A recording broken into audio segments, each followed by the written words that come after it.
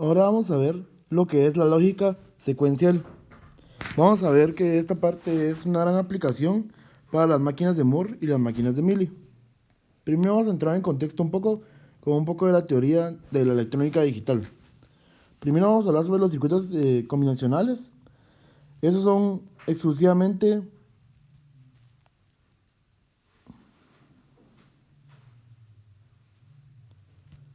los circuitos combinacionales son todos aquellos que sus salidas dependen de sus entradas. ¿Cuáles pueden ser aquellos? Como cuando ustedes trabajan con una compuerta AND, que ya saben que es de esta forma. Entonces yo sé que si tengo Z aquí tengo X y Y. Entonces yo sé que el comportamiento de esto depende de la combinación de ceros o unos que yo esté colocando en la entrada de mi AND. Yo puedo tener aquí X, Y y Z. Si tengo 0, 0, 1, 1, 0, 1, 0, 1. Esas son todas las combinaciones posibles que yo puedo tener. Recordemos que para las combinaciones utilizamos el método de 2 a la n. Así sabemos cuál es la cantidad de combinaciones que tengo que hacer entre mis entradas. Ahora Z, como es una AND, yo sé que retorna un 1 siempre y cuando sean un 1 los dos. Entonces aquí va a volver 0, 0, 0 y 1. Por lo tanto, eso significa, si yo cambio este valor de X o este valor de Y, conforme yo los varíe, el valor de Z va a cambiar. Entonces eso es lo que es un circuito combinacional. La salida depende de sus entradas. Tenemos también otros casos donde tenemos el XOR, tenemos el OR, ¿sí? Que son otros tipos de compuertas que han utilizado ustedes anteriormente. Ahora, ¿qué son los circuitos secuenciales? Estos circuitos sí están compuestos por más cosas. Primero, un circuito combinacional, que es lo que hablamos en la parte de arriba. Elementos de almacenamiento. Vamos a ver qué significa eso. Trayectorias de retroalimentación y entradas externas. Ok, este es el modelo general de un circuito secuencial. Veamos qué es lo importante.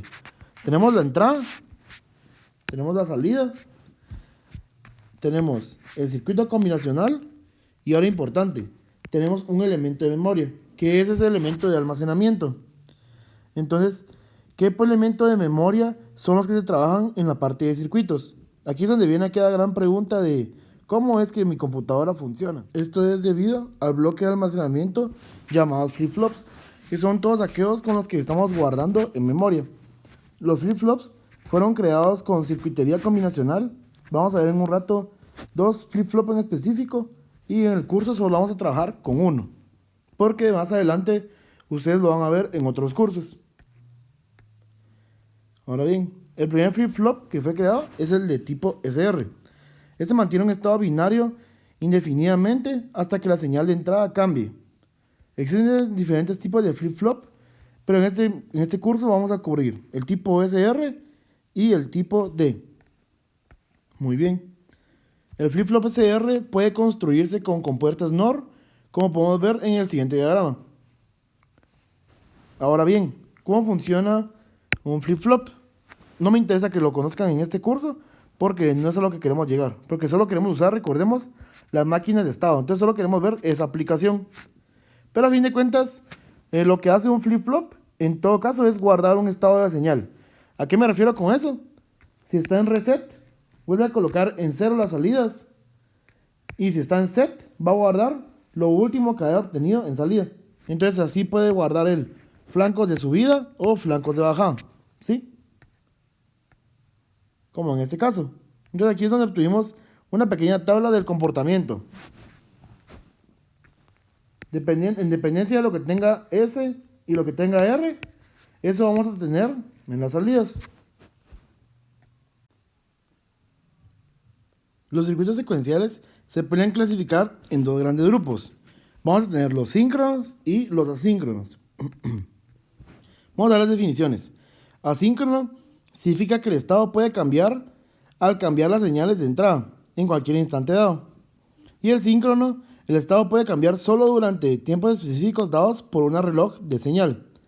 Los que vamos a trabajar nosotros van a ser siempre los que son de tipo síncrono. Entonces eso significa que estamos cambiando un reloj y estamos esperando a él para que los instantes de tiempo se cambien. ¿Cómo sería con una señal síncrono? Entonces el flip-flop, que va a ser el encargado de guardar la memoria, va a recibir pulsos de reloj. ¿Qué son pulsos de reloj? Una señal cuadrada. ¿Pero qué es una señal? Ustedes se preguntan como, ¿qué es una señal cuadrada? A fin de cuentas, una señal cuadrada es solo una señal periódica que va variando sus valores entre 0 y 1. Así como lo tenemos aquí. 0, 1, 0, 1. A lo largo de todo esto. Ahí está. Entonces, en dependencia de cómo el clock, que va a hacer justamente esto, conforme vaya variando, el flip-flop se va a ir comportando de esa forma. Y conforme se vaya comportando él va a ir retroalimentando y va a ir mandando toda esa información a la circuitería combinacional.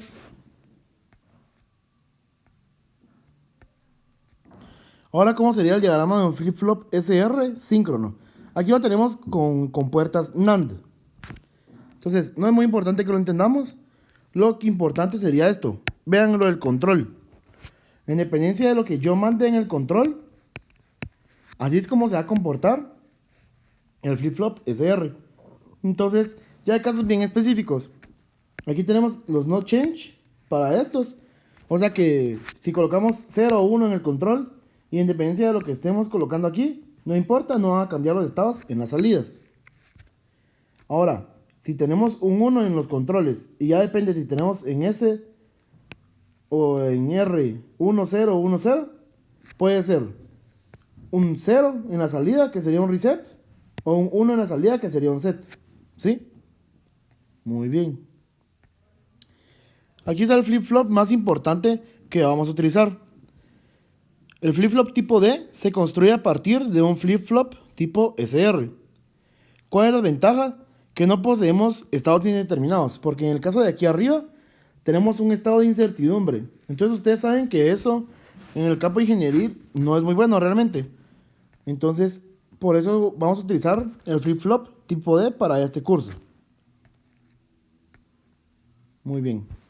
Entonces aquí está la comparación de cómo lo teníamos anteriormente. En lo que varía es que realmente se está agregando nada más un NOT. Y únicamente ahora, en vez de usar dos entradas que eran SR, ahora solo utilizamos una que es D. Y aparte el control, que ya sabemos que es el reloj. Entonces aquí tenemos solo tres.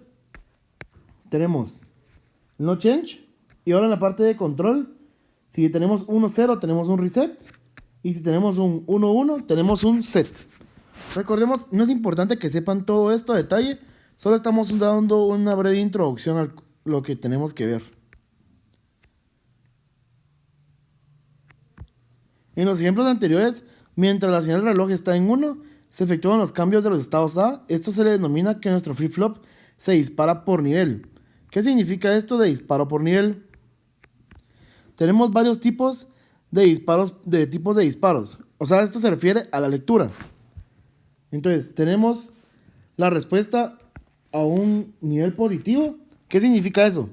Que el flip-flop reconoce la señal mientras él se mantiene con el 1 lógico.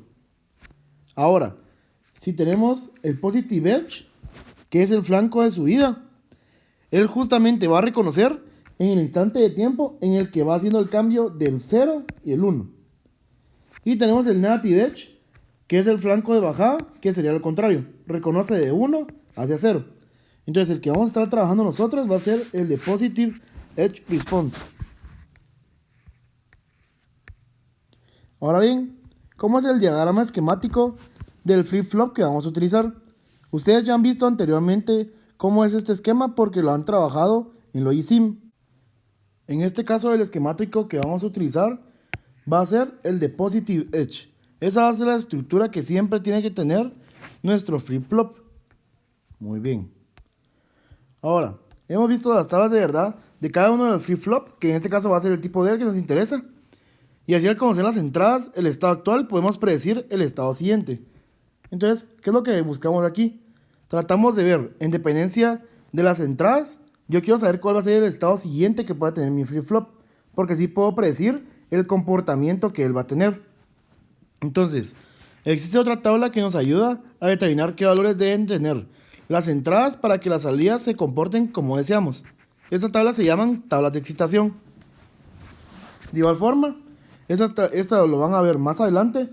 Y ahorita lo único que vamos a hacer es usar la tabla y entenderla. Muy bien. Esta sería la tabla de excitación del flip-flop tipo D. Ahora veamos cómo se lee esto. Tenemos tres columnas. La columna de Q, la columna de Q de T más 1 y la columna de D. Entonces, ¿qué está diciendo esto? Si yo en la entrada de mi flip-flop tengo 0 y en la salida tengo un 0, la salida futura de esto va a ser un 0. Eso es lo que está indicando. Porque recordemos que tenemos una retroalimentación en la parte del circuito combinacional. Entonces, aquí es como estamos diciendo, entrada, la salida actual o el estado actual. Entonces esta sería la salida siguiente. Eso es lo que va a indicar cada una de las columnas. Entonces si yo tengo en mi flip-flop en la entrada tengo un 1 y en la salida tengo un 0, el estado siguiente, la salida siguiente, el valor que va a tomar va a ser un 1. Eso es lo que nos dice la tabla de excitación. ¿De qué nos sirve todo esto? Pues vamos a ver de que hay una forma en la que podemos crear nosotros nuestro propio sistema de lógica secuencial con ayuda de predecir la salida que va a tener el flip-flop en el estado siguiente. Entonces ahora sí, vamos a ver ya las máquinas de estado, justamente para la parte de electrónica digital y cómo se trabajan ahí. Primero vamos a tener la máquina de estados de Moore. Ahora bien, la máquina de estados de Moore aquí tiene algo muy diferente. La máquina de estados de Moore no tiene salida, ¿sí? Entonces aquí lo único que vamos a hacer es haciendo el cambio de estados, nada más. Entonces tenemos las entradas, los estados y obviamente esto ya lo conocen ustedes, que va a ser el arco de transición. Muy bien, entonces ¿en qué se caracteriza esto? Las entradas, recordemos que las entradas pueden ser X, Y, Z, pero recordemos que aquí estamos trabajando en binario. Una cosa bien importante, ¿por qué podré yo colocar aquí 0, 0, 1, 1, 0, 1, 1, 1? Si yo en el curso les dije de que por transición solo pueden enviar un carácter. Porque realmente eso es lo que significa. Recordemos, esto se lee como XY. Pero si yo convierto esto a decimal, ¿qué me está quedando? Un 0. Si yo convierto este decimal, me está quedando un 3.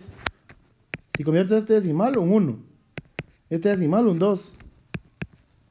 Este sería un 1, un 2. Y este sería otra vez un 0. Y este sería un 3. Entonces, estamos cambiando nada más la representación, pero el fundamento del autómata se sigue cumpliendo. Muy bien, entonces así es como se originan las máquinas de estados de Moore, que va a ser la que vamos a estar trabajando específicamente en este curso. Ahora, ¿cómo se ven las máquinas de estados de Milli? Es así, se queda exactamente igual. En la transición tenemos la entrada y la salida y tenemos los estados. Aquí sí trabajamos de la misma forma a como lo vimos en la parte teórica de las máquinas de estado de Milli. Ahora bien, yo lo que quiero es diseñar mi propia máquina de estados con la ayuda de electrónica digital. ¿Por qué? Lo que buscamos usar con los flip-flops es poder crear contadores. Poder crear contadores, restadores, multiplicadores, sumadores, como toda la parte que ustedes vieron en el ALU de su proyecto de CC. Sería el mismo caso. Pero aquí sí se extendió un poquito más porque podemos crear muchas más cosas. Entonces, ¿cómo sería el procedimiento para diseñar un circuito de lógica secuencial? Primero, vamos a elaborar las tablas de los estados. Luego, vamos a ver el estado actual. Vamos a ver si tiene entradas y salidas. También vamos a ver el estado siguiente. Luego, vamos a escoger el tipo de flip-flop a utilizar. Y por último, vamos a llenar las entradas del flip-flop para pasar del estado actual al estado siguiente utilizando la tabla de excitación. También debemos elaborar los mapas de las entradas de los flip-flop para encontrar las funciones de cada entrada, que sería el bloque combinacional, y elaborar los mapas de las salidas si las hubieran. En este caso, como vamos a trabajar con máquinas de Moore, no las vamos a realizar. Y elaborar el diagrama esquemático. Muy bien. Entonces, a fin de cuentas, lo que estamos haciendo es tener justamente esto. Este bloque de aquí.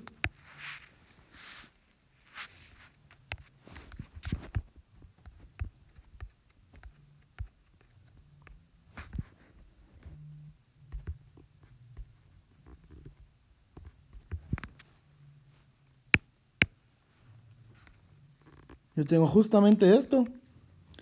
¿Y qué es lo que voy a hacer? Yo aquí en vez de esto, en vez de la memoria, aquí tengo el flip-flop tipo E.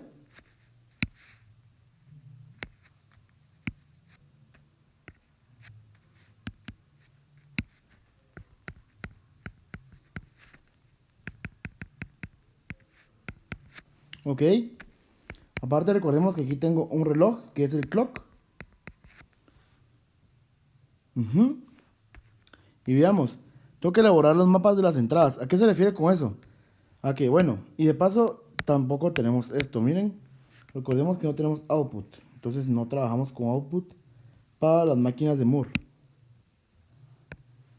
Entonces, ¿qué es lo que vamos a hacer nosotros? Esta parte ya la tenemos. Es propia del circuito porque es el flip-flop.